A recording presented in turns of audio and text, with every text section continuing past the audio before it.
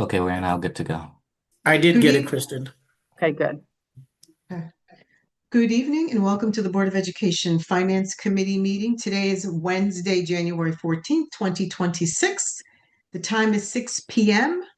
My name is Sherry McCready Pritchett. I'm the Finance Chair of the Board of Education, and with me tonight are Finance Committee members.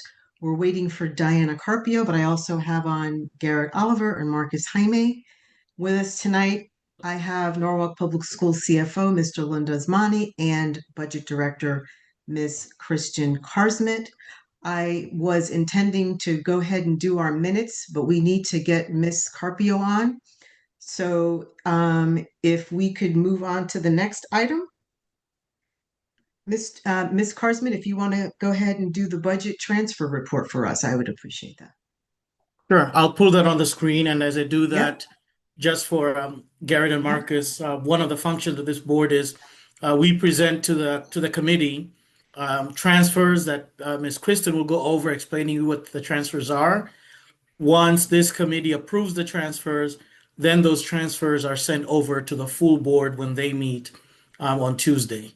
So if you have any questions on the transfers or you need additional clarification, this is the time to do so. And then after that, they'll go back to the board meeting. And if there's additional questions there, then those are asked as well. But this is kind of your initial opportunity to do that. And Diana says she is on the phone online, but muted, so she can hear us.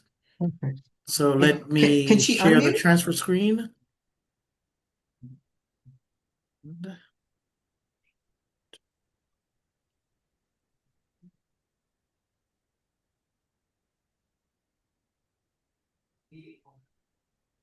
Can you see the screen? Yep. Okay, Can perfect. you hear me now? So Miss Okay. Kristen, take it away. Sure. Just for our new board members, just to give a few bullet points and some background.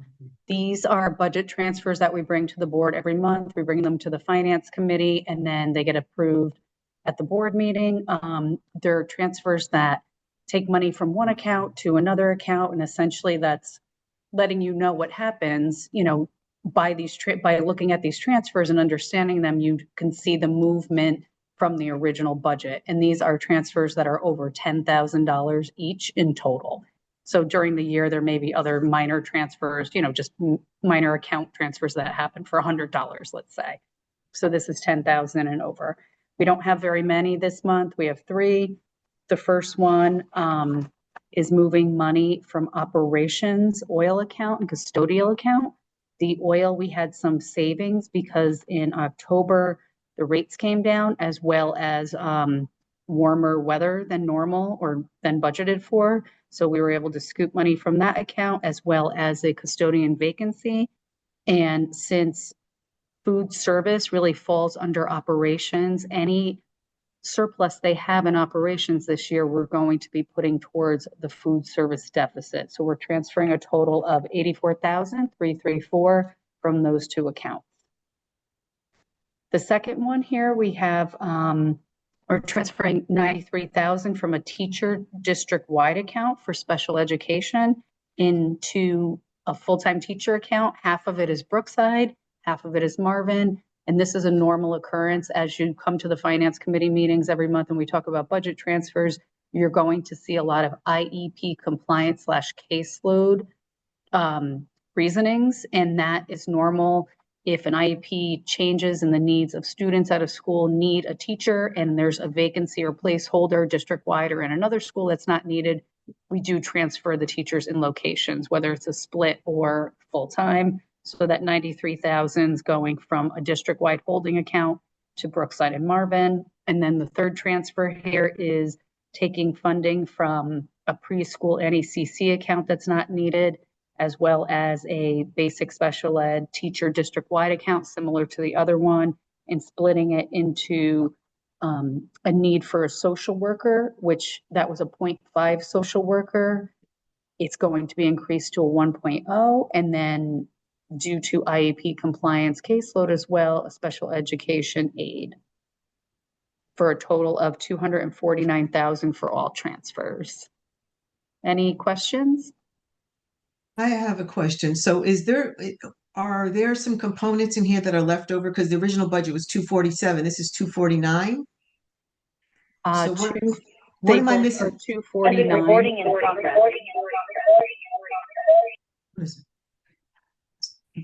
Our original budget going into for 26 was 247 million and some dollars. So does that tie into this transfer? That's 249,531. So the total. 249,531, it's just transferring it from the accounts you see on the left to the accounts you see on the right. I Okay, don't know if but that's, This is it's 249,000. okay, gotcha. Maybe the My decimal. bad. Yeah. Yes, I'm looking at Yes. this number. Thank you, Linda. Yes. My It's bad. Yes. 249,000. This is 249,000, not the stuck in million. your I'm looking Correct. at this and I'm like, what the heck am I missing here? Not enough zeros. Okay. Does Yes. anybody else have any questions? Yeah, I have a one quick question. So we're seeing this month by month. So is there a roll up for each of these, for lack of a better term, GL codes for the year to see where it's changing? Year to date. Yes. So if you look at the if I gave you in part of your packet, there's the overall budget, and the first column is the budget that is approved. And then the next column next to it is either the revised budget or the amended budget. So the Okay. amended budget reflects these ins and outs of the account.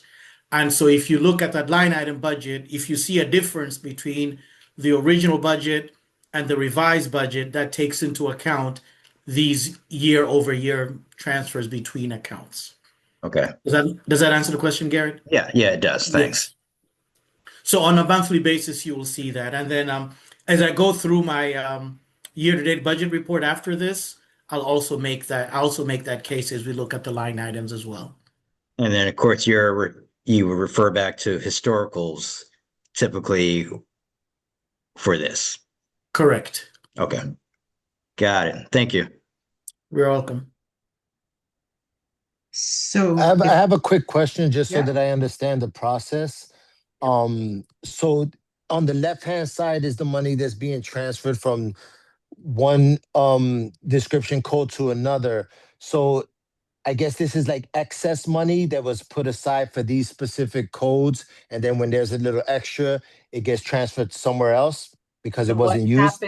what happens with the money on the left transferring to the accounts, the money on the right, in 99% of the cases, it's new surplus that's come up. So for example, the oil, we anticipated spending that, but then the rates came in October after the budget was locked and they came in lower.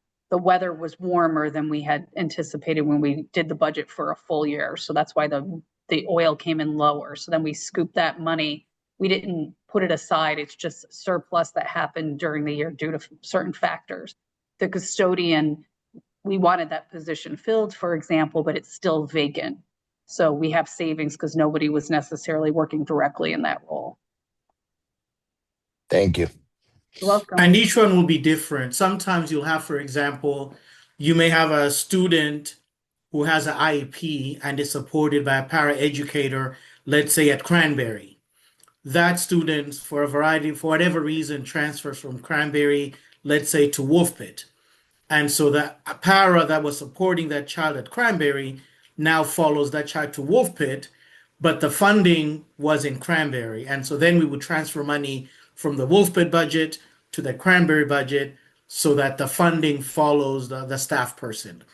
So these things, and so each month when we bring these to you, I'm going to scroll here to the right, my right, in this reasoning column, we will try to kind of identify what's happening with each of those transfers because the reasons vary depending on the situation.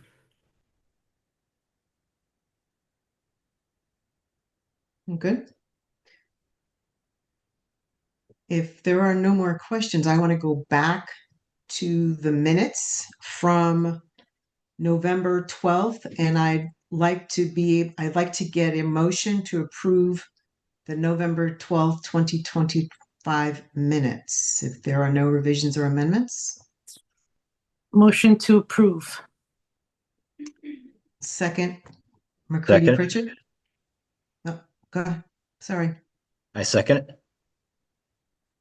Motion by Ms. Carpio and second by Mr. Oliver. So this motion has passed.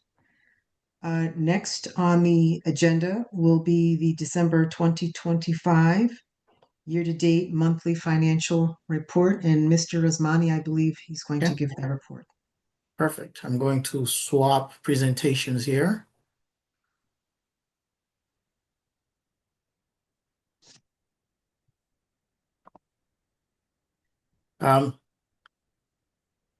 Do you all see this presentation? Yes, we do. Okay, perfect. Let's see. Yep, there we go. Sorry, and I did not get a chance to change the title. This is actually as of December 31st, not November 30th. So that is my error. So what I want to do now is kind of give you an update of where we are with the budget.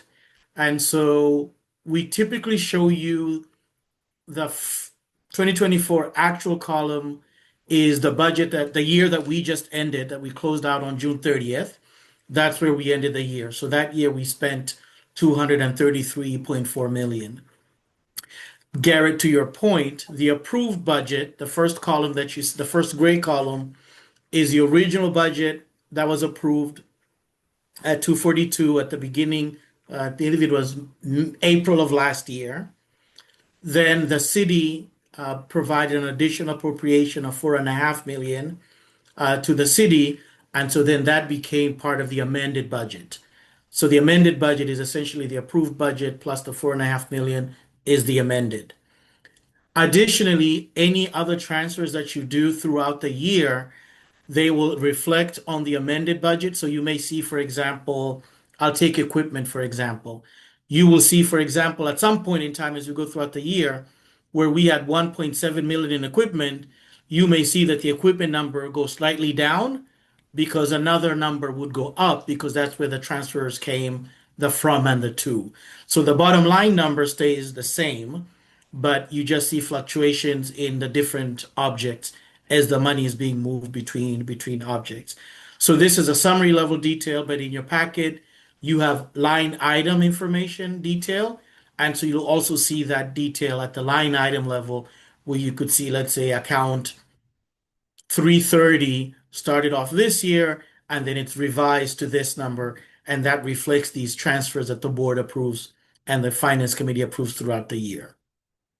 Okay.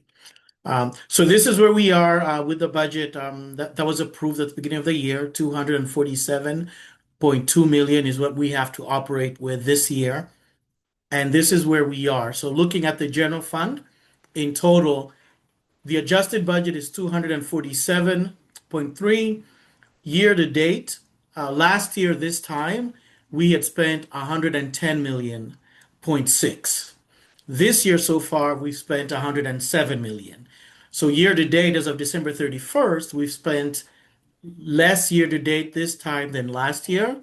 As I go through the individual components, I'll explain why that's the case. It's not that we are projecting to spend less. Some of it is just due to timing of expenses and when they occur. So this is looking at the general picture. With this information, I also gave you a narrative handout, which gives you information on the details, what went up, what went down. So this presentation is a summary, but you should have a narrative with these same charts that kind of goes into detail, what is driving, what went up, what went down within the objects. And again, if you ever have any questions after reading that, if you're reading it before the meeting, feel free to come with those questions at this meeting, and I'd be more than happy to answer. So the first one are salaries. Last year, as of December 31st, we had spent $62.4 million in our salary account. This year, we've spent 62.83 million. So if you look at year over year, we're about where we would be in terms of salary accounts. The variation this year also has to do with when most of our employees are paid bi-weekly. So depending on when, how many weeks, how many payrolls have hit by December 31st, like if last year there was a December 30th payroll and this year that same payroll is on January 2nd, it may not reflect in the December to December numbers. But basically on average, 146 total budget, we've spent 62. You'll notice that even though this is December, and we're halfway through the year, the total spend is considerably less than half, right? Half of 146, you would expect we would be at somewhere in the 70s thousand. The reason that's not the case is we have many of our teachers are paid, they choose to spread their pay over the 12-month period, and therefore the summer months, August, September, and October, they are paid that lump sum at the end of June, and therefore that's when you see that bump at the end of the year. So we project for that, but usually year over year, you tend to see it trending low because of that summer pay for our teachers. So they'll get their 3 months pay in June because it has to hit this fiscal year, even though it spreads out over the summer, but it's this year's budget that's paying for that time. And so typically you'll see that we show salary trending lower because of that. So that's kind of a nuance with the finances of education. The next account is benefits, and this is where I'll explain the difference. You'll see that our original budget was our adjusted budget is 40.2 million. We've spent this year 11.2, whereas last year we had spent 17.8 million.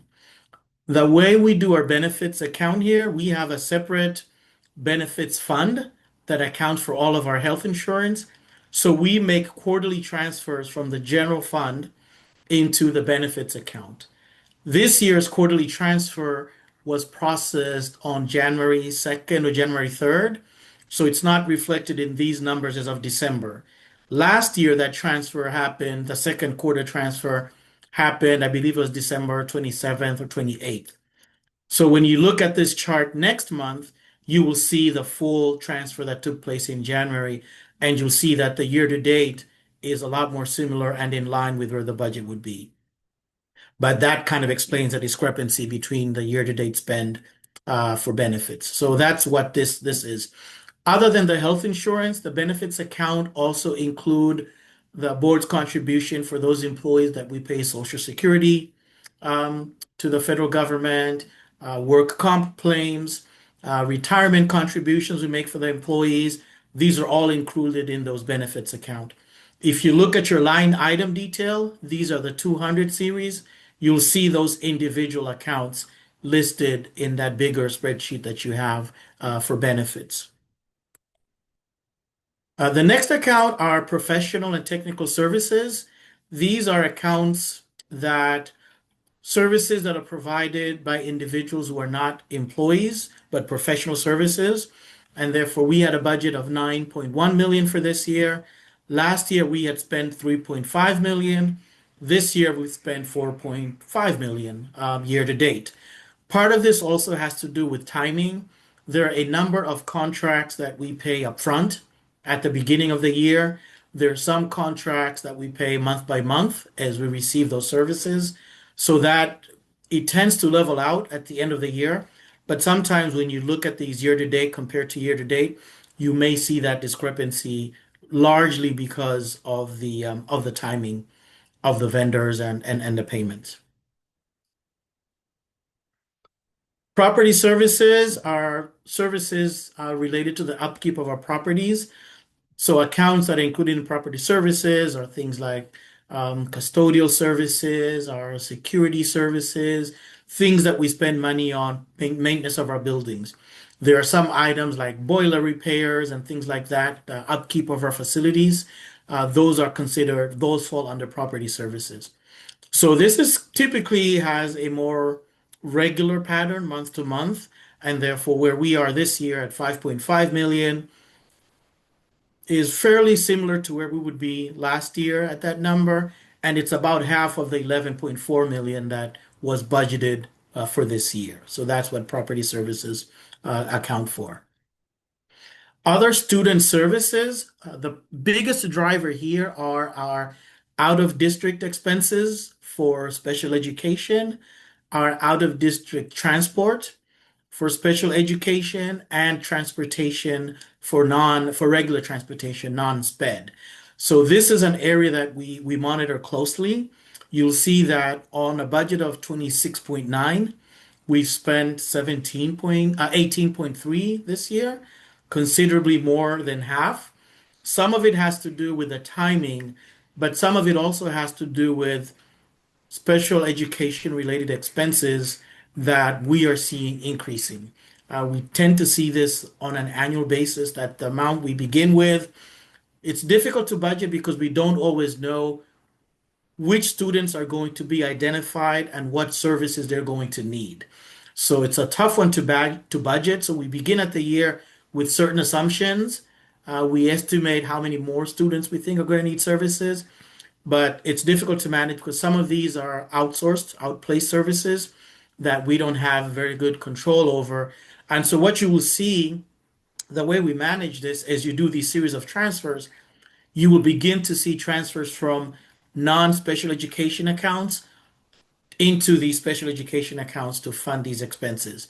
Our goal at each year is to manage these increases with internal savings and transfer money internally. If that fails, then we would eventually have to go back to the city and ask for a special appropriation.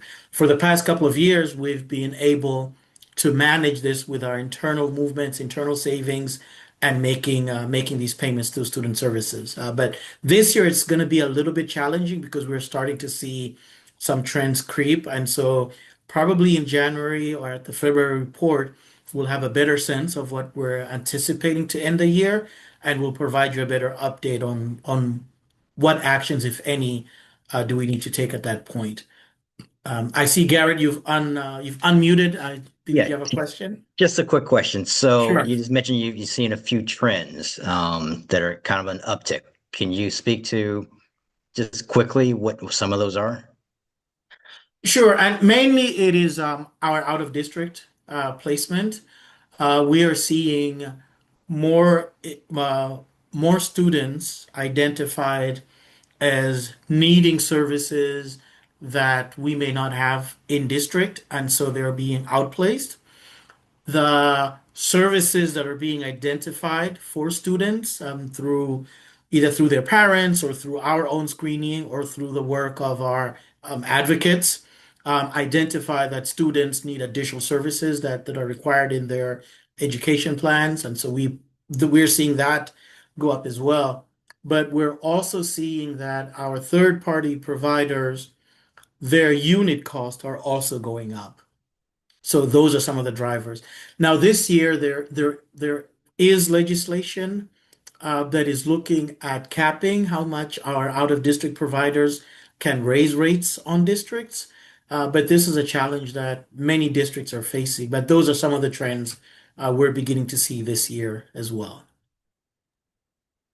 And would you say that's also because of the increase in screening and testing to determine additional needs for students? Yes. So there are a number of things. We're doing more screening. Parents are asking for more screening, and we're also getting judgments that are specifying what these students need beyond what we had initially anticipated. So it's a combination of factors that are leading to. There are also more needs being identified since COVID. We're also seeing that. And I see Marcus nodding because Marcus, you're in this work, and so you know what those special education trends are. So that's also a driver as well for these increasing expenses that we're seeing. Thank you. Sure. Supplies and materials, these are this one is pretty straightforward. I'm sorry, To- Lunda. Can I Yes. just mention something from the last screen? So I guess Please, I'll one go of the back. goals eventually, and I'm not trying to speed up anything, I just got on the board, but to for the district to be capable of supporting these students, because I feel like if the district is able to support them in district, it might be cheaper than sending them out of district, correct? Correct. I believe if you heard at the joint meeting we had last week, Mr. Pennington talked about a couple of programs that we're doing at the high schools, a couple of programs at the elementary school, and we're also providing the opportunity for our paraeducators to get training so that they could be certified to support these services so that we don't send them out of district. So there's a cost to doing that because these are new things we're doing, but there's also a savings to that because what Right. we're investing in our own staff and in our own programs far outweighs is less than the cost that would otherwise spend. So yes, so we're doing both. Thank you for bringing that up. Supplies and materials is at 3.1, kind of within trend. This is also one that's cyclical. We tend to do quite a bit of work after schools are closed. And so you'll see additional spending on supplies and materials towards the end of the year, just timing. There's some things that we do in the summer that we don't do as much in the winter and spring. But at the end of the year, it kind of levels out. Last year, we did increase the budget for supplies and materials just to address some of the needs. As I mentioned, this year we have the South Norwalk School, which is a new school that's come on, and therefore there also needs supply materials need at the school level, and so we're seeing that as a driver as well for this year. Equipment, these are just things that we use throughout the district. Some of them are office equipment, some of them are school equipment, and so again, this is in line with where we would be. We're at 800,000 this year, which is where we were last year, and it's near close to half of what we have budgeted for this year as well. Other objects, this is mainly our memberships to organizations. We belong to the Connecticut Association of Boards of Education, Connecticut Association of Schools. So there are a number of professional associations that the district belongs to. And so primarily other objects just pays for those memberships. And therefore this is just subscriptions and dues for the memberships that we belong to as an organization for advocacy and just to make sure that we're talking with our peers in district and getting resources for training. For example, you saw that during orientation, we had CABE come in and provide new orientation for new board members and those types of things. So that they're a good resource for us. Also, they are partners when we advocate for policy at the state level. They lead those efforts because they have paid staff that do that advocacy on our behalf, and we partner with them on that. So that's what other objects are.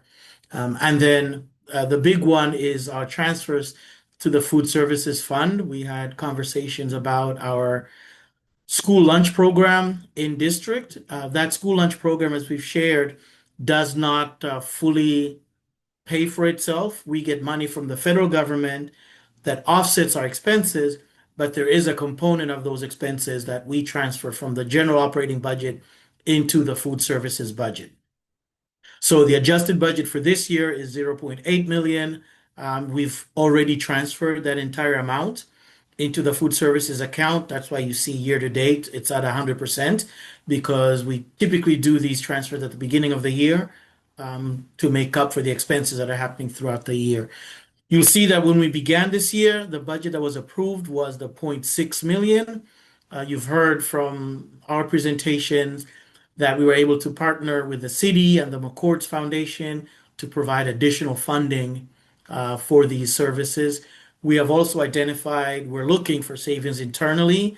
Just before this action, you approved, I believe, $80,000 to be transferred into the food services account as well, into the operations account that will be transferred into the food services account. But this is what the food services transfers are. This is another area that we're also monitoring, similar to our out-of-district tuition. You'll see that last year in FY25, we did not transfer any funds into this account. We basically were not able to because we had other needs, particularly special education, that kind of superseded the ability to do this. So this year, we're monitoring that as well, but we may need more than the 0.8 that we have budgeted for this year. I believe we made a presentation to the board. We're anticipating that for this year, we probably need like 1.4, 1.5 million into the food services fund. So we will be looking to capture savings internally so that we can use those savings not only to fund special education, but also to fund our food services account. And then two last slides, our grants. We also present to you our grants budgets. These are very program driven. We only receive grants for certain programs. So year to date, we've spent 13.8 million on grants, which is in line with where we would anticipate to be on the grants. And then this is the food services a fund. Year to date, we've spent 2.9 million in food services compared to 2.7 this time last year. We are anticipating we will probably spend about 7.8 by the time the year ends, and that's where that the difference in what we had budgeted plays in, because we're going to need to transfer more money to support this account for this year. And that really concludes my year-to-date budget. Again, you do have the narrative description and the individual line item information, but I'd be happy to answer any questions if you have, or also take any suggestions if you'd like this information presented to you differently. We'd be more than happy to accommodate that as well. Wanda, you had indicated in our last meeting that there was a shortfall with the food services given there was less grants that we were getting. I remember you talked about we normally would get funding for 10 schools, we only got it for 4. And then also because there was a concern that we weren't going to have the program, not as many kids were participating. What was that number? Was it like a 65 million shortfall that you had said? I don't remember what that number was. Yes, I think it ended up being close to, and Kristen, correct me, I think it was close to 1.2. Oh, okay. I think on the grants, we had Right. anticipated 10 schools receiving grant for, this was a specific grant, in addition to the Right. grant we received for the meals. We had applied for 10 schools, or we had typically received funding for 10 schools. This year, we were only approved 4 schools for the breakfast program and only 4 schools for the lunch program. And it wasn't because our schools didn't qualify. It's the same pool of money, but there were more districts applying for it. So there was less to go around. And because there was less to go around, we received less, and they were only able to fund 4 out of 10 of our schools. When we had built this budget, because we had historically received funding for all 10, we knew we were going to get the 10 funding because that's what we had anticipated. So we lost money that way because we didn't receive funding. And then with the school lunch program, when we started the year, we had initially indicated to our parents that we were not going to have the meals for all of our students, only for those that met free and reduced lunches. So those families that did not meet that criteria would have to pay, which had been the practice in the past. We switched that I think in June or July, with some of the outcry from the parents and then the funding from the McCourts and the city. However, there were parents who had already started packing lunches for their children. Some of those children prefer that home packed lunch and have not fully come back to the school lunch. So as a result, fewer children this year are eating school lunches. Therefore, our reimbursement for those lunches are less, but the overall cost for the program remains the same. We still have the same number of cafeteria workers in a school, regardless of who's eating for free and who's paying for their meals. So those were the challenge that kind of compounded with the revenue, with the spending side. But on the revenue side, we lost just about $1 million worth of revenue we had anticipated that we now have to make up for in this year. I remember that we did not vote on and approve the budget transfer. So before you finish and go on to your budget development update, I Sure. need to get somebody to make a motion for the budget transfers because it's over 10 million. So we do have to do that. So I will entertain a motion for that. Motion to transfer. And is there a second? I second. Okay, the motion has passed. Thank you. Next, Mr. Osmani, if you'd like to review with us the 26-27 budget development update. Sure. So this will not take long. Just to kind of let you know where we are, you should have received a hard copy of your budget book. But the budget book is also on our budget website that's available. It includes a lot of information, as I shared with you last week, All of the line item information that we've been talking about is included in the financial section. We provide line item for the general fund, for the grant fund, and for the food services fund. The book talks about the budget drivers, and we also talk about, there's always questions about staffing and staffing levels. We also have information on staffing and 4-year staffing history by position and also by department and also by school. So that information is available on our website as well. And so as you're out in the community and people are asking you questions about the budget, what's driving, this information is available to the public. We have, I believe it's a 200-page document. And so we've tried to be as thorough as we could with sharing information. So that's by way of update. This morning, the team, the superintendent led the team, and we presented our FY27 budget to the city staff and the mayor. As part of the budget process, the mayor and the city finance department meet with every single department to better understand what's driving their budget. And so we had that meeting this morning. We went over our operating budget and the capital budget.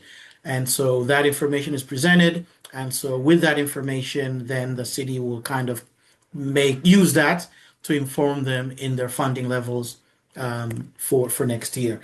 So upcoming meetings this evening, as soon as we're done with this meeting, I'll go over across the hall and present to our school governance councils. We're giving them an update. Last week, the elementary school governance councils met. Tonight, our middle and high school governance councils are meeting. So we're giving them also a budget update and informing the parents what the drivers are.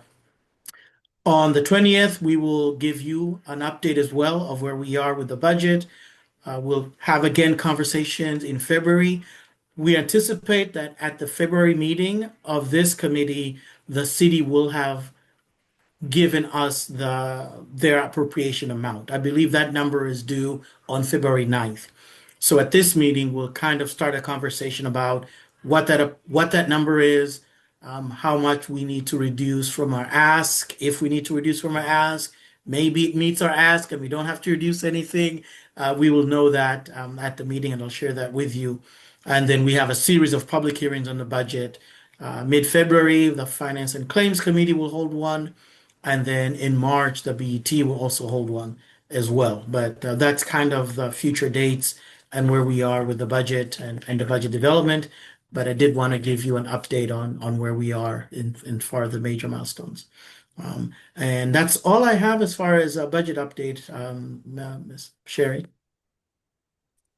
I'm sorry, Thank can you just tell me what BET, the acronym? Sure. It's the Board of Estimate and Taxation. So this is the city board that makes appropriations for all departments, including the Board of Education. Thanks. Does anyone have any questions? Yeah, just one quick question. So Yes. typically, how often are you going back and reforecasting based off of the information you're getting and the notes that you're getting?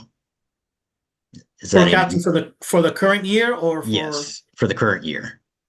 Yes. So what we do is every month we do a pull of our staffing rosters. So that informs us of any vacancy trends that we're seeing, any savings that we see, and that's how we determine where and how we do the transfers. So we do that on a monthly basis. And so every time we present to you the financials, we have done some forecasting of the year, because that's what informs us where do we have the funding to move money around. Thank you. Sure. If there are no other questions, I will entertain a motion to adjourn. Well, I'll motion, but I wanted to thank Lunda and Kristen, as always, for the detailed presentation. Thank you for that, Ms. Carpio. Yes, thank you very much. You're welcome. And we're always available for questions. If you have any follow-ups, by all means, shoot us emails. We'll be more than happy to assist. Thank you. Thank you. Okay, so we've got a motion to adjourn by Ms. Carpio. The meeting is adjourned and it is 6:30, let's see, what, 6:49 p.m. Thank you all for your time. Thank you, staff, for that informative presentation. Thank you. Thank You're you. You all welcome. have a good everybody. night. Thank Good you, night. everybody. Good night.